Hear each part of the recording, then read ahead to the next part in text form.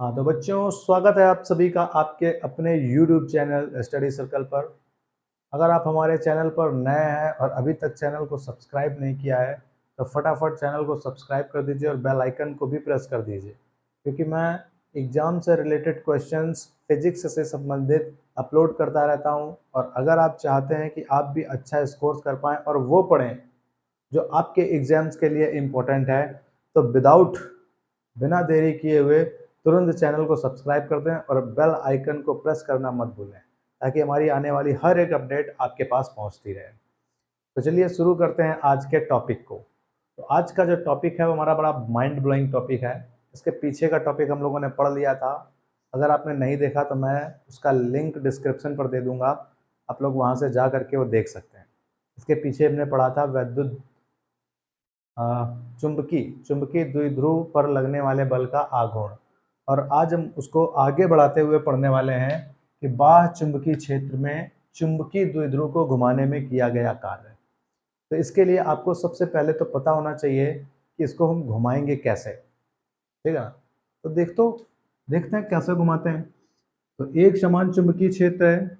एक समान चुंबकीय क्षेत्र मैंने आपको बताया था, जब परिमाण में भी बराबर हो और दिशा में भी बराबर हो तो वो बल रेखाएं एक समान बल रेखाएं होती हैं। जैसे ये हमारे पास कुछ बल रेखाएं, इनका परिमाण भी बराबर है और इनकी दिशा भी एक ही तरफ है। तो जब परिमाण और दिशा दोनों बराबर होती हैं तो वो एक समान चुंबकीय क्षेत्र होता है। तो ये एक समान चुंबकीय क्षेत्र हो गया बी वेक्टर। कौन सा हो गया? बी वेक्टर हो गया। समझ में आया? हाँ सर जी, बिल्कुल समझ में आ गया। तो चलो आगे देखते हैं। अब इसमें एक द्विध्रुव रखना है हमको, चुंबकीय द्विध्रुव। तो एक चुंबकीय द्विध्रुव, द्विध्रुव के लिए हम लोग काम में क्या लेते हैं? द्विध्रुव के लिए हम लोग काम में लेते हैं एक चुंबक। कौन सा चुंबक? क्षण चुंबक। तो हमारे पास एक चुंबक है क्षण चुंबक, एक एन और एक एस, जो चुंबकीय क्षेत्र से थीटा अंश का कोण बनाते हुए रखा है। ठीक है। अब इस पर एक बल युग्म लगेगा, ये हम लोगों ने पिछली कक्षा में पढ़ लिया था। ठीक है। इस पर एक बल युग्म लगेगा जो इसको चुंबकीय क्षेत्र के समांतर लाने का प्रयास करेगा। ठीक है, लेकिन हमको क्या करना है? हमको इसको और इधर घुमाना है। ठीक है, समझ रहे हैं ना? ट्विस्ट देखिए, ट्विस्ट।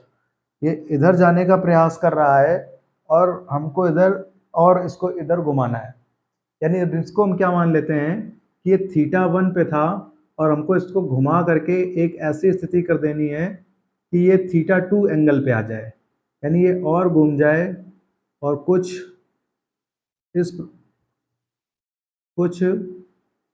इस प्रकार से हो जाए।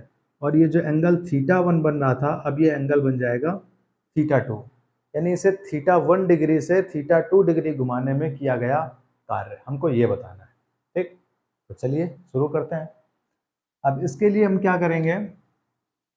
हम लोगों ने पहले से ही पढ़ रखा था चुंबकीय बल आघूर्ण। बल आघूर्ण पढ़ रखा था। अब देखिए, अगर कोई लीनियर मोशन होता है, लीनियर मोशन का मतलब समझते हैं? लीनियर मोशन मतलब सीधा मोशन। लीनियर मोशन का मतलब क्या होता है? सीधा मोशन। अगर सीधा मोशन होता है तो सीधे मोशन में कार्य को हम सीधे निकाल सकते हैं कि जो हमारा कार्य होता है वो बराबर होता है एफ इंटू एस के। कार्य किसके बराबर होता है? एफ इंटू एस के। लेकिन यहाँ पर ये लीनियर मोशन नहीं हो रहा है। यहाँ पर इस पर लीनियर मोशन नहीं हो रहा है। यहाँ पर मोशन कैसा हो रहा है? राउंड कर रहा है। ये ऐसे थी, इसको ऐसे किया गया। ठीक, तो इसके लिए यहाँ पर जो बल होगा, बल की जगह हम काम में लेंगे बल का आघूर्ण। बल का आघूर्ण इंटू एस। एस बोले तो डिस्प्लेसमेंट, विस्थापन।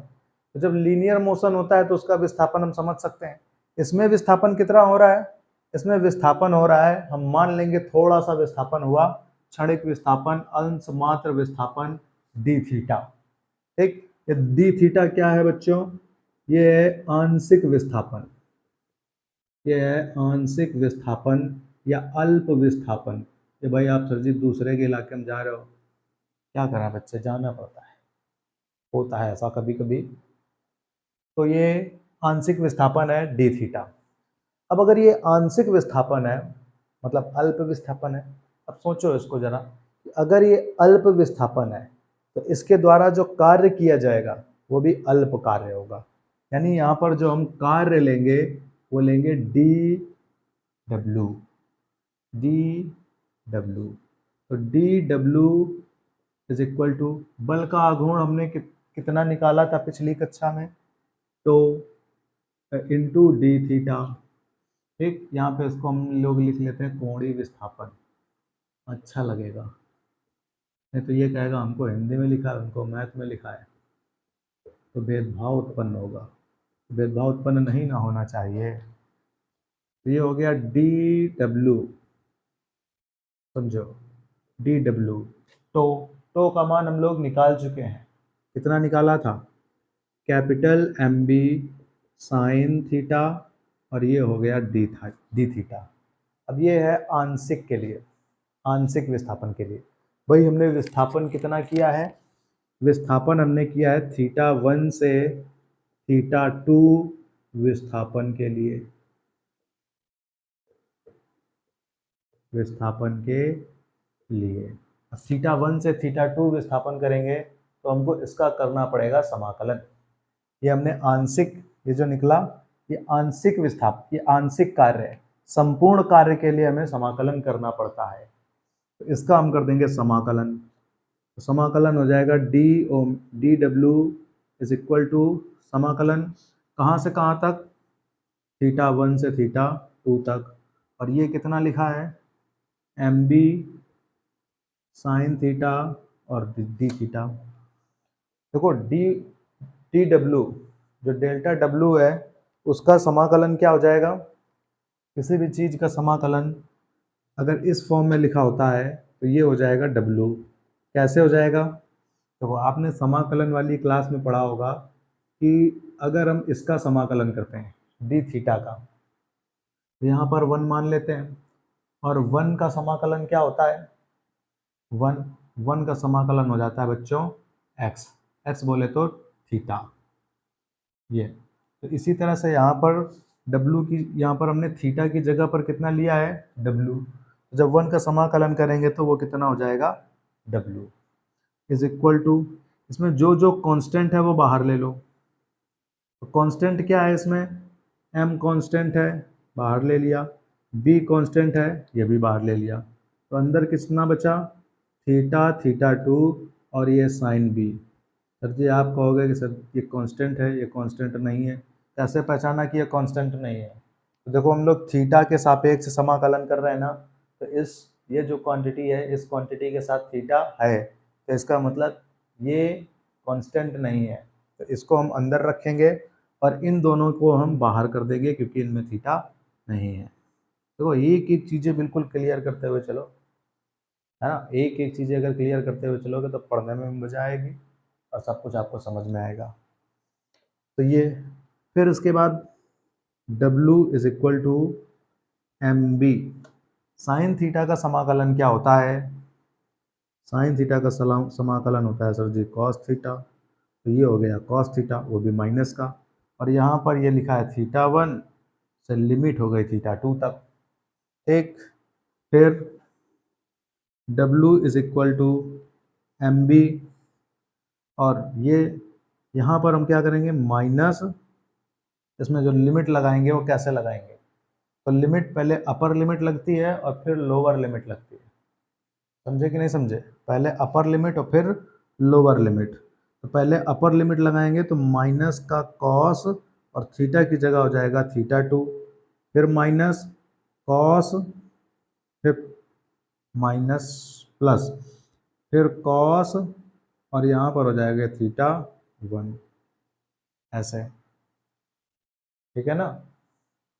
तो समझो भाई यहाँ पर ये आ गया ओमेगा इज इक्वल टू, तो यह ओमेगा नहीं, बार बार मुंह से निकल रहा है, ये डब्लू है, डब्लू बोले तो वर्क।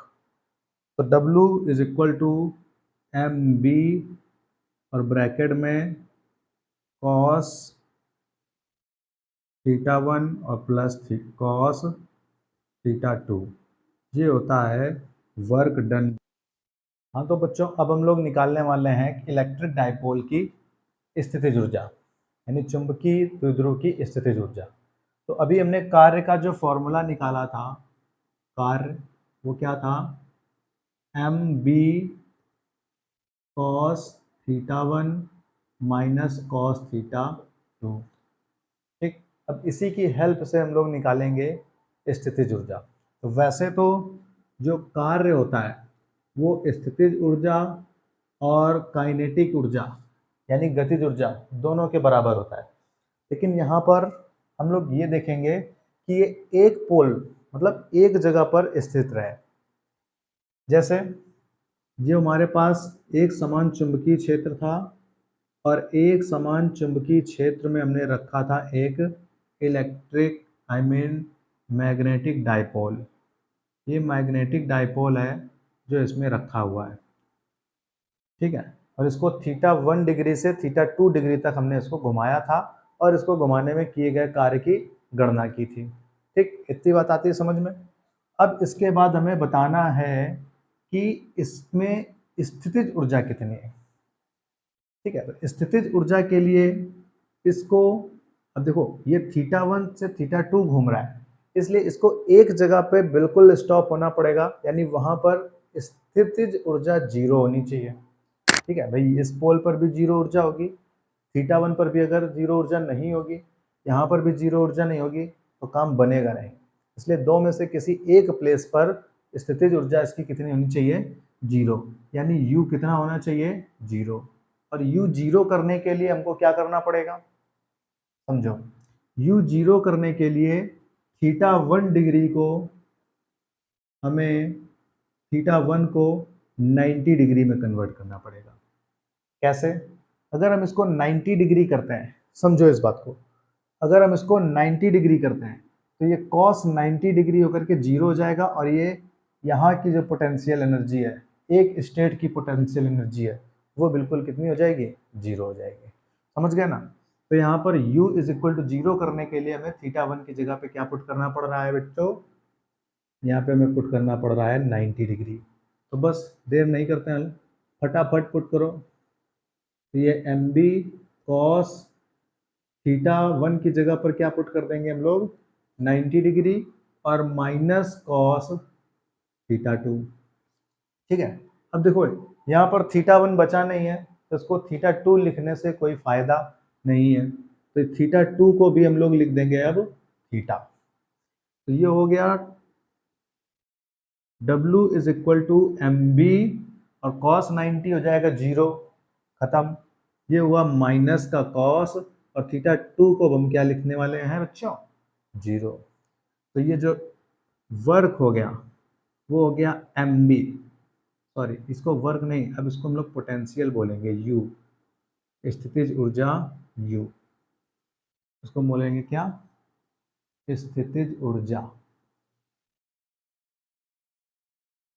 स्थितिज ऊर्जा। तो U is equal to minus M B और कॉस थीटा। समझ में आया। अब इसकी भी देखो अपनी कुछ कंडीशंस होती हैं।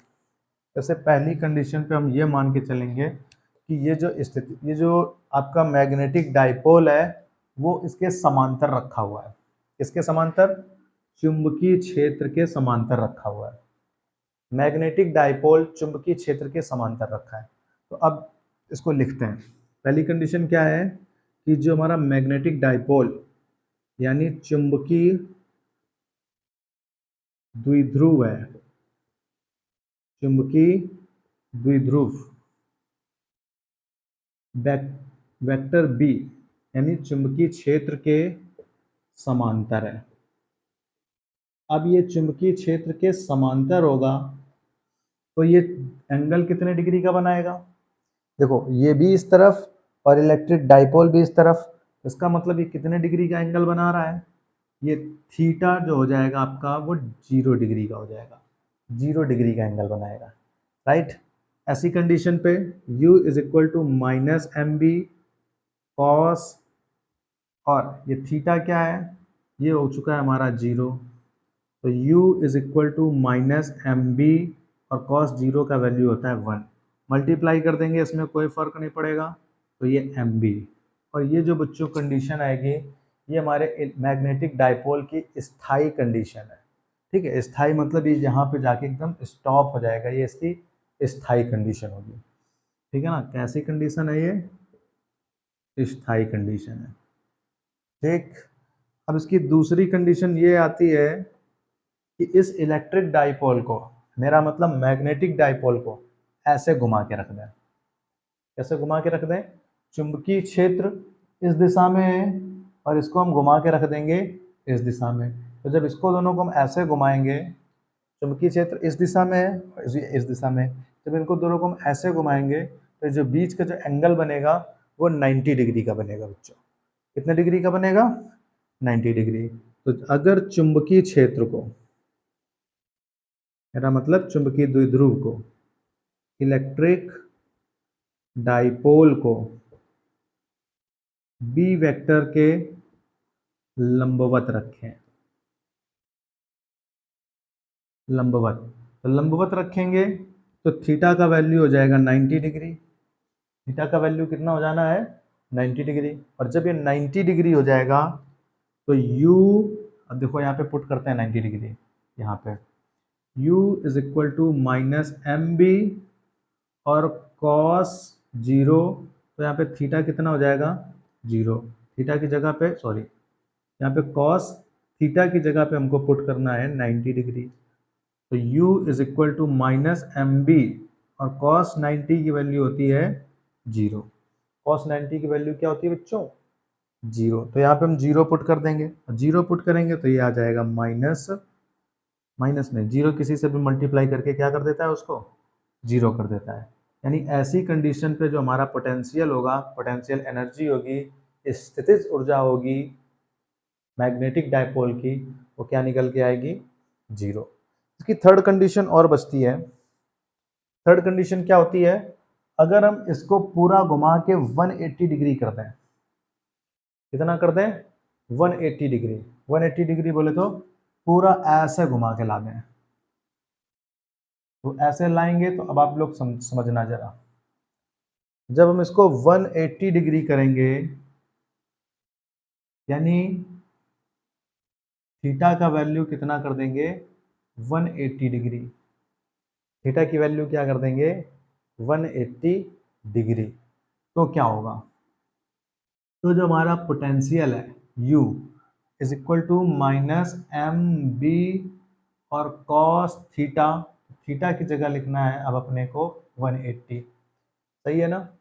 तो u is equal to minus M B और कॉस 180 क्या होता है? कॉस 180 को हम लोग लिख सकते हैं कॉस 90 प्लस 90, यानी 90 प्लस थीटा वाली आइडेंटिटी लगा देंगे, फॉर्मूला लगा देंगे हम कॉस 90 प्लस थीटा वाला। तो क्या होता है? u is equal to minus M B cos, और ये हो जाएगा माइनस का कॉस थीटा, तो माइनस कॉस और थीटा की जगह पर 90 डिग्री, थीटा की जगह पर 90 डिग्री। एक मिनट, कॉस 90 माइनस थीटा क्या होता है? माइनस साइन थीटा होता है। तो यहाँ पे हो जाएगा माइनस साइन और थीटा की जगह लिख जाएगा 90 डिग्री। ये माइनस माइनस हो गया प्लस, तो u is equal to M B और साइन 90 की वैल्यू क्या हो गई? 1। तो जो पोटेंशियल होगा वो आ जाएगा हमारा एम बी, ठीक, प्लस एम बी। तो ये इतनी सारी कंडीशंस हैं जो इससे रिलेटेड बनती हैं। आई होप आपने वीडियो को देखा, इन्जॉय किया और वीडियो आपको समझ में भी आया, आपको कॉन्सेप्ट भी समझ में आया और चीज़ें आपको क्लियर हुई। तो अगर आपको चीज़ें क्लियर हुई, अगर आपने अच्छी तरह से समझा, तो वीडियो को एक बार लाइक ज़रूर कर दें और चैनल को सब्सक्राइब ज़रूर करें। Thank you.